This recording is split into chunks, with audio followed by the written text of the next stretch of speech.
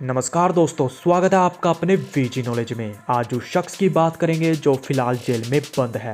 Underworld में उसका बेहद नाम हुआ करता था। जी हाँ, यहाँ बात हो रही है अब्बू सालेम की। आज भी लोगों में उसके नाम का डर है जबकि वो जेल में बंद है।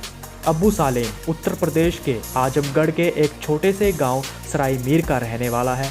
उसका पूरा नाम अब्बू सलेम अब्दुल कयूब अंसारी है। उसके 4 भाई थे। उसके पिता एक वकील थे। उसका परिवार बेहद ही सुलझा हुआ था। उसके पिता एक दिन बाइक से जा रहे थे तो बस से उनका एक्सीडेंट हो जाता है। सालेम के पिता की मौके पर ही मौत हो जाती है। पिता की मौत के दौरान सालेम बहुत छोटा था। माँ ने ही अपने बच्चों का पालन पोषण किया। अब्बू सालेम अपनी गरीबी से बहुत तंग था।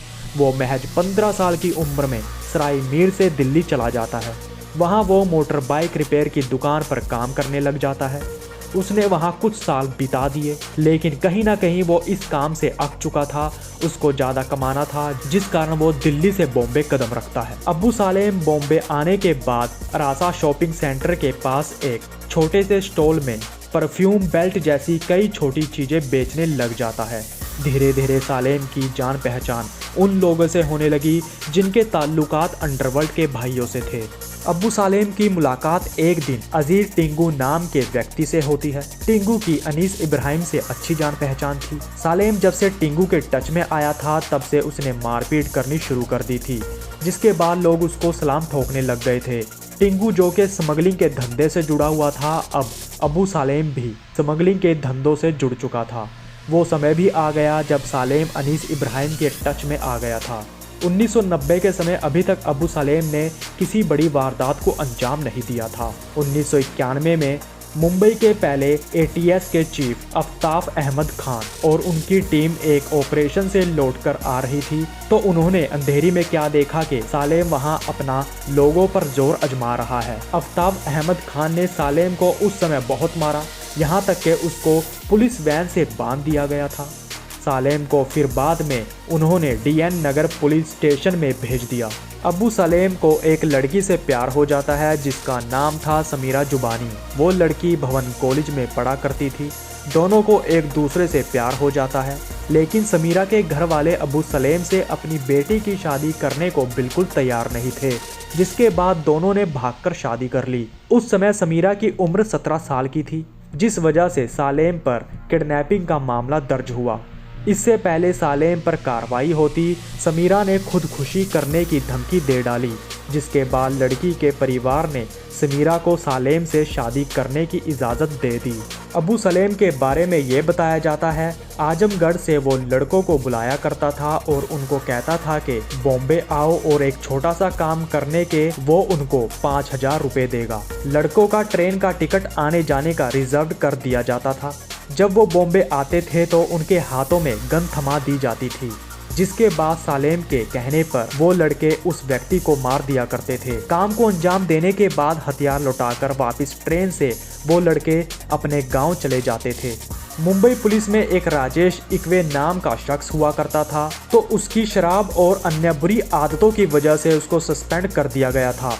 तो कहते हैं अब्बू सालेम ने इस सस्पेंडेड पुलिस ऑफिसर को अपने शूटरों में शामिल कर लिया था। राजेश इकवे ने सालेम के कहने पर कई लोगों को मारा था। हालांकि बाद में मुंबई पुलिस ने राजेश को एनकाउंटर कर मार दिया। मुंबई 1993 का ब्लास्ट किसको याद नहीं होगा। इस ब्लास्ट के डर से सालेम को लगने लगा था कि उसको कभी भी इस मामले में पुलिस द्वारा उठाया जा सकता है, तो सालेम ने दुबई भागने का प्लान बना लिया। उसकी पत्नी समीरा पहले ही जा चुकी थी। वहीं सालेम भी काठमांडू के रास्ते दुबई पहुंच जाता है। दोनों समीरा और सालेम एक साथ वहां रहने लगते हैं। यही वो समय था जब सालेम डायरेक्टली अनीस इब्राहिम के साथ काम करने लगा था। मुंबई ब्लास्ट को करीब 2 से 3 साल बीत चुके थे। वहीं अब अब्बू सलेम ने बॉम्बे के बिल्डर्स को धमकाकर उनसे पैसे वसूलने शुरू कर दिए। बिल्डर प्रदीप जैन को अब्बू सलेम ने एक दिन मार दिया। यहाँ तक कि प्रदीप जैन की पत्नी को प्रदीप की 13वीं के दिन मारने की उसने धमकी भी दी थी। प्रदीप की पत्नी को अब्बू सलेम द्वारा मेंटली टॉर्चर भी किया गया था। अब्बू सलेम का दुबई में नाम होता जा रहा था। उसको पैसों से किसी तरह की कमी नहीं खटक रही थी। दुबई में सालेम ने फिल्म से जुड़े व्यक्तियों से मिलना जुलना शुरू कर दिया। जैसा कि आपको पता है, कई फिल्म जगत से जुड़े व्यक्ति जिस तरह से दाऊद से मिलने दुबई आया करते थे, वैसे ही अबू सलेम ने फिल्म इंडस्ट्री से जुड़े लोगों से मिलना जुलना शुरू कर दिया था। वहां से ही अबू सलेम को फिल्म इंडस्ट्री से जुड़े व्यक्तियों के फ़ोन नंबर मिलते थे, जिसके बाद उनसे सालेम पैसों की डिमांड किया करता था। जो नहीं देता था उनको वो मारने तक को उतारू हो जाता था।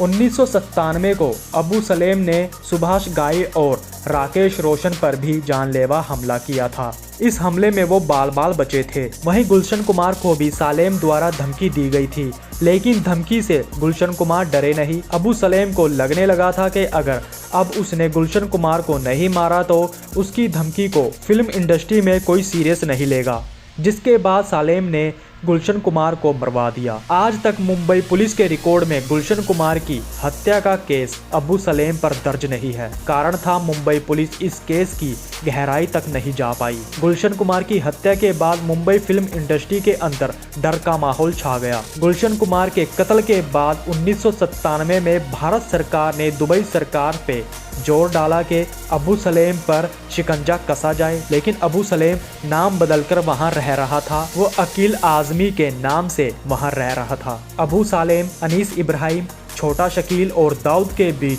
मनमुटाव आ जाता है।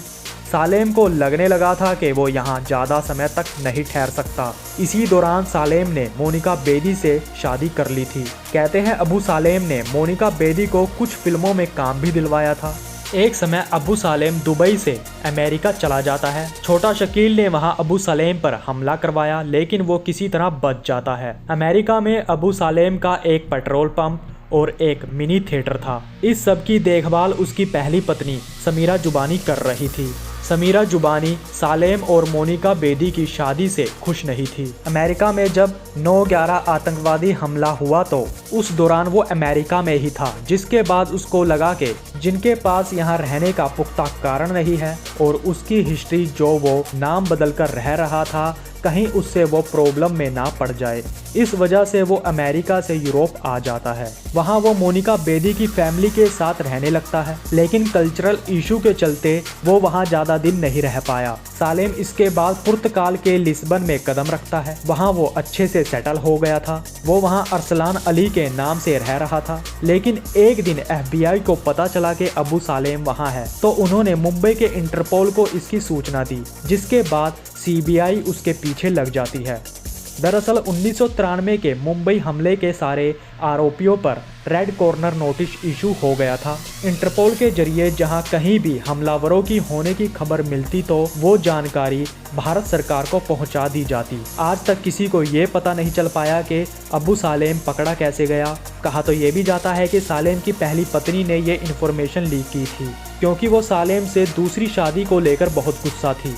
वहीं कहा तो ये भी जाता है कि सालेम भारी अमाउंट में पैसे एक अकाउंट से दूसरे अकाउंट में ट्रांसफ़र कर रहा था, इसलिए वो पकड़ा गया। 2003 में सालेम को गिरफ्तार कर लिया गया, लेकिन 2005 में उसको मुंबई लाया गया। इतना समय भारत लाने में इसलिए लगा क्योंकि भारत सरकार ये प्रूफ नहीं कर पा रही थी कि अरसलान अली और अबू सलेम एक ही आदमी का नाम है। इंडिया की पुलिस के पास सालेम की ना ही फोटो थी और ना ही फिंगरप्रिंट्स थे। तभी इकबाल शेख, जो के अफ्ताब अहमद खान की ATS टीम का हिस्सा थे, उनको याद आया कि उन्होंने DN नगर के पुलिस स्टेशन में अबू सलेम के फिंगरप्रिंट्स लिए थे। कहते हैं अगर 1991 में अबू सलेम अफ्ताब अहमद खान के हत्थे नहीं चढ़ता तो उसको मुंबई लाना नामुमकिन हो जाता। 2005 में CBI मोनिका बेदी और अबू सलेम को एयरफोर्स के प्लेन में इंडिया लेकर आई। पुर्तगाल सरकार ने कई शर्तों पर अबू सलेम को इंडिया पुलिस के हाथों में सौंपा। सलेम को मौत की सजा नहीं दी जानी चाहिए।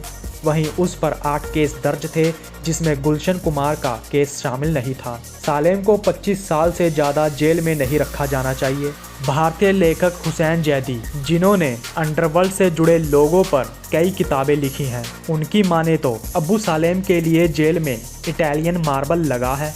जेल में उसके लिए हर तरह की ऐश और आराम की चीज़ें हैं। डिज़ाइनर कपड़े उसके लिए जेल में आते हैं, यहाँ तक कि उसका खाना मुंबई के मशहूर होटलों से मंगवाया जाता है। सालेम ने अपनी ज़िंदगी पर आधारित एक किताब लिखी है। उसके सेल में उसके 2 पढ़े लिखे दोस्त थे। उन्होंने उसके कहने पर उसकी लाइफ के बारे में पुस्तक लिखी है। उस पुस्तक में उसने अपने आप को लोगों की मदद करने वाला व्यक्ति दर्शाया है। यूं कह लीजिए उसने अपनी छवि एक तरह से रॉबिन हुड की तरह उस पुस्तक में पेश की है। तो दोस्तों ये थी अबू सालेम की जिंदगी से जुड़ी कुछ बातें। अब तक के लिए इतना ही। तो नमस्कार दोस्तों।